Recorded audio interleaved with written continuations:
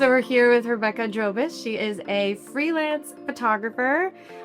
You were located in the DC area, and so you do have that experience of you have that documentary work, which I love, and I hope we can get into that. But then also all kinds of sectors and agency work, and kind of like you span a large scope.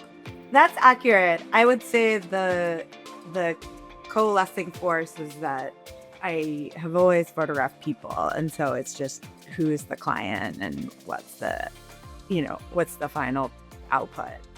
It's varied a little bit, but I think at the core of it, my style and my approach is pretty similar. It's just how it's being used and distributed. Mm-hmm. So even before you were really making money or doing this as a business, it was people that you were concentrating on? Yeah, I actually before I even started in photography, I thought I did 2 years of teaching right out of college because I've always been very connected to kids and young people. And so that's like one of my primary focuses now as a commercial photographer. But yeah, I started teaching and quickly realized that there was no way that I could do that as a profession. But it was a good opportunity. And I actually wound up, I was in the Dominican Republic and I wound up working with another teacher. We built a dark room for the school. And so I wound up getting the opportunity to teach photography. And that was a better fit for me. So I would say that, I've had different ways of applying being a visual creator. And the origin story is that I was like, I can't teach, so I gotta just be a photographer.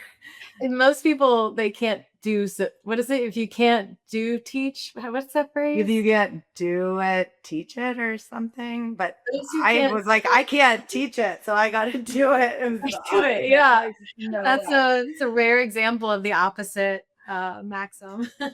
Yes. It was very creative, I'll tell you that. But it was Yeah. really I was too overwhelmed.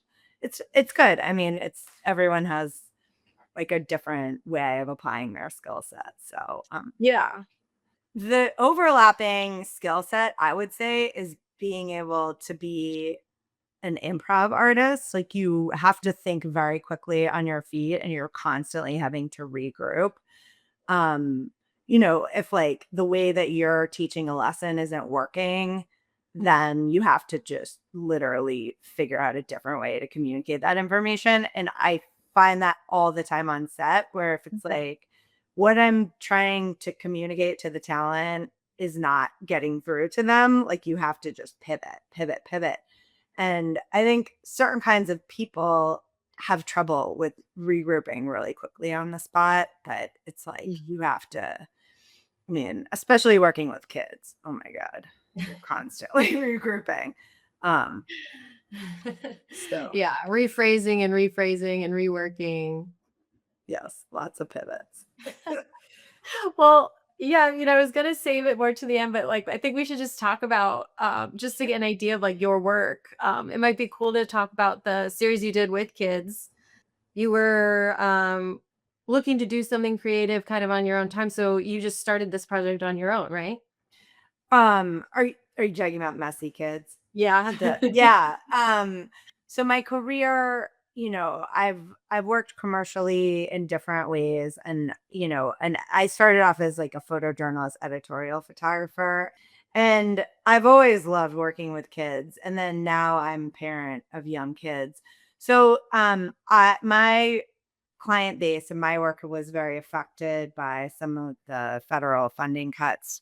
I was working on a lot of different projects that kind of were either paused or disappeared due to the reshuffling in the administration. So it created a bit of space. And instead of sort of just hem and haw or like cry about the lack of work, I thought, well, isn't this a rare opportunity to actually fill that space with the work that I want to create? And I have young children. I took something that had inspired me and horrified me on a daily basis, which is the way that kids experience food. I have always found it to be like this wonderful interplay between, again, back to that improv, like kids are weird and wacky, and like food is an experience, Mhm. especially for toddlers, like when you're moving from, and basically when you're starting to eat, it becomes like an activity in and of itself. Mhm. So basically, I took all this inspiration and sort of ideas that had been bopping around in my head. But when I was so busy working for clients, it just like lived in your head. But then I translated into this spec shoot called Messy Kids. So it was very fun. I worked with a food stylist and I worked with an awesome producer who's like a kid whisperer. Mhm. He got us great talent. And we basically created this set eh, in They my figured in, kitchen. like, tarps or Oh, there were so many tarps. We had so many tarps. We wrapped the entire wall in plastic. We had multiple high chairs so we could swap out. I have BTS of like the trash cans. I mean, we had a whole spreadsheet with like what the most colorful foods were, what the most like texture was would be engaging. And then we wanted to have a mix of things. So, it was like this whole matrix of sort of Yeah. craziness. But the thing that I love about productions is that you plan extensively. Like Mhm. you research, you have a million calls, you make a million spreadsheets, and then you just get on set and then you get to do the thing. Like Mhm. you can't plan for that. That's all the spontaneous serendipity. And that's like the magic of especially working with kids is that you know we we predicted a lot about, and I did a bunch of tests with with my kids or hands or just photographing food, but you don't know what is going to happen when a 2-year-old who's never experienced jello before, like confronts jello. But still. So, yeah. And so I was just, I mean, we were laughing the whole day. It was great. And I'm very delighted with the photos. I learned a lot. So Yeah. I'm grateful for that experience. That's what I was gonna ask because, I think a lot of people in any creative field, you're told, like, go do people call it spec work, go do work for free, basically, that you care about, and you'll learn, you'll magically become, like, desirable or, like, the whole, like, doing it for exposure type thing that everyone, like, hates, because you're like, "I don't wanna do it for exposure, I wanna do it for a living." But if you invest it in yourself on something you really do care about, there's I mean, you do annoyingly always learn something new, right? Like, there's always, like, something that you hadn't thought of before, like, even if it was just, like, I don't know, it sounds like you had plenty of Jello, but, like, I don't know, like, Well, should I had never shot food before. I mean, it's a whole world in and of itself, like, just and who knows, all of that. that could lead to, like, a restaurant gig or, like, you just never. 100%. Or, I mean, to me, like, I feel like there's a whole world of, like, product and, like, consumer, like, Mhm, direct to brand that I'm starting to explore because this really felt intuitively right to me, like, the whole family brand. But I don't think I would have really come upon that necessarily on my own. So I would say there was both like technical learning. I got to collaborate with people that I I hadn't been on set with before. I got to work with like really cool kids that I hadn't shot before. So there were a lot of opportunities to learn. I mean, I think the thing is that you're always working for clients, their vision is the deliverable. Like if you do your job right. And sure, it's like one for the meal, one for the real, but I don't know if that actually at the end of the day, the client is always the forefront of your mind and your priorities. So I think that when you become the client or you're doing the work, whatever, spec or personal project, like you also have the experience of being totally in control and hopefully, it yes, I agree. It will always like inspire you or excite you, or you'll always learn something, or it'll apply to some future job. Yeah. As someone who is running their own small business, or big business, whatever you had, someone who's running their own business, do you feel what kind of skills do you need to sort of like make sure the client feels front and center? Well, ultimately, I think being successful in this industry is all about people. I mean, people will say that in a million different ways, but it's your ability to show up with good energy and be wholly focused, use like your experience, but then also be really open. Mhm. It's creativity as a commercial profession is a strange combination because you are both sort of iterating and improvising, but then you're also really, sometimes you're like shooting to a brief or you're delivering and you're really mindful of exactly what they need to get out of this. This is a big investment. Um, so I think the skill set is like being a responsive, really good person and a kind human being. Like you want to really like rely on your crew and your team, and then be open to what your client might be wanting to do, and then also making sure you're not too open to what they want to do because it can derail things. Yeah. Ideally, you have a producer who can um Yeah, it's a tough balance, but I guess like as you get more confident and they hired you and invested in you because they've seen your work and you can stand behind your work, you can be more confident on set that your vision is the right, or not even the right one, but that your vision is going to be completed in a way they'll like. and I mean, it's gotten a lot easier where, I usually try to work with like a tech so that they can see in real time. There's not like a surprise at the end, so that it feels like Yeah. we're all doing this together. I imagine, especially if you're bringing in big lights and monitors and the clients there, people feel a bit awkward. What's your like best way to kind of integrate yourself with your subjects and make the set feel natural? Yeah, that's a good question. I mean, I feel really like, again, it's really just about people. And I will always carry my documentary viewpoint into any kind of production. The best, most connected moments are the ones that come from something that is based in reality.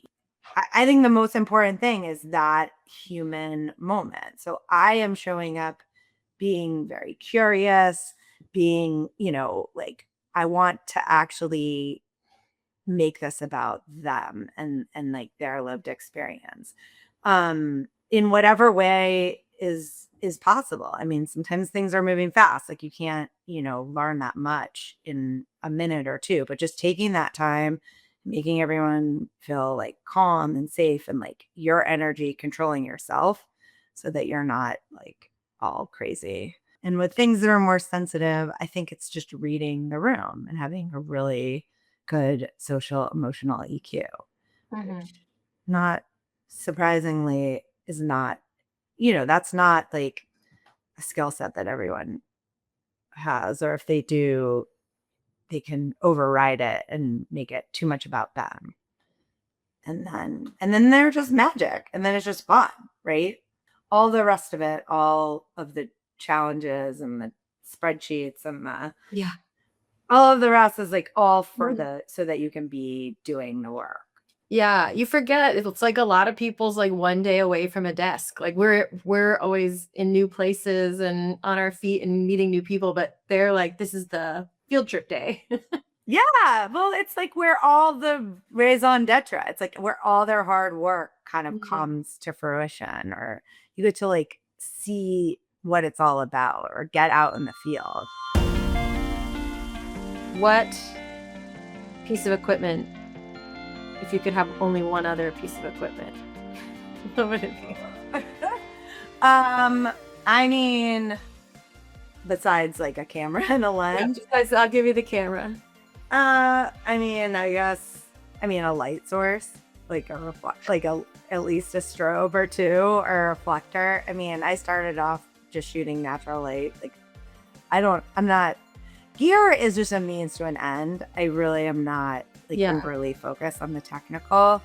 It's not what excites me per se about photography. What's so fun about productions is like everybody is a master in their own lane or their own craft. And so you just have these like stylists who are so creative and just like have such a deep repertoire.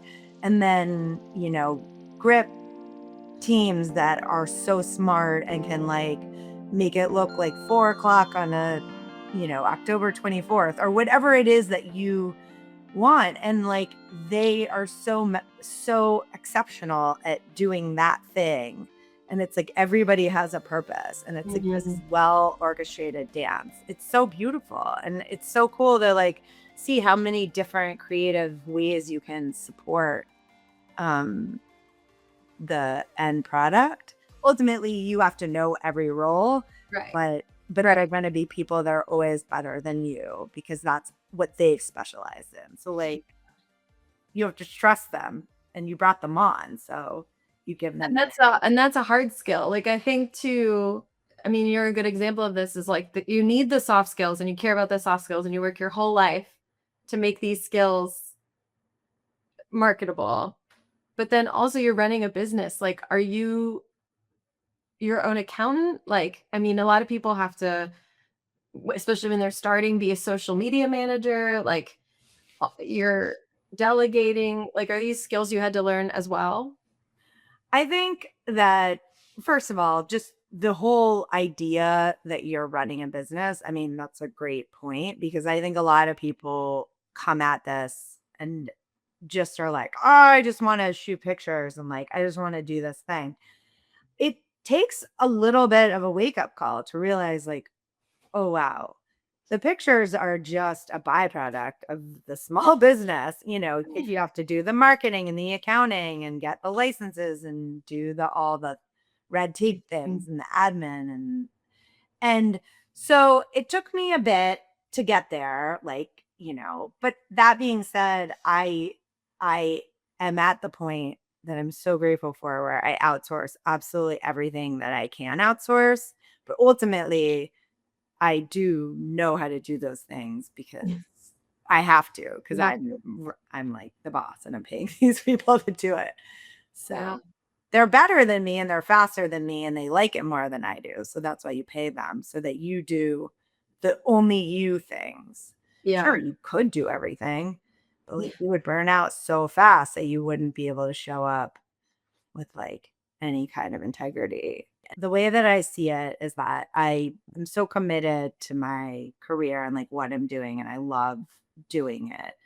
And so the only way to do it for the people that you really believe in what they're producing or making is to go out there and tell them why you're a good fit for them or show them who you are. Like, make stuff and tell people about it. I mean, of course, like I have to go and do my networking stuff and I have to, make sure my current clients are happy and that I need to be working on developing future pipelines. But it's all in service to like so that I can do the work for the right best people. Um, because it's competitive. Like the further you get into it, like everyone wants to do that. And so it's like if you're not doing it, they're just never gonna know. And that's part And of it. You don't know who you're gonna meet or totally. connect with. Like what you said about Anthony, like all you knew is that he worked with 4-H and like 4-H is cool, so maybe he's cool and like maybe he's doing work similar to that and that you don't even know about yet. And like it builds on itself. Exactly. I think it's just like you putting yourself out there. That in of itself feels kind of scary. But isn't that always when you're slightly in like a fear, place? Like, isn't that where the best stuff always happens? There's no formula. Like, you're basically going in and like you're creating something that never existed before. Like, that's scary. I mean, it's fun, Yeah. but it's totally crazy. It's like for people to do that as a job is like,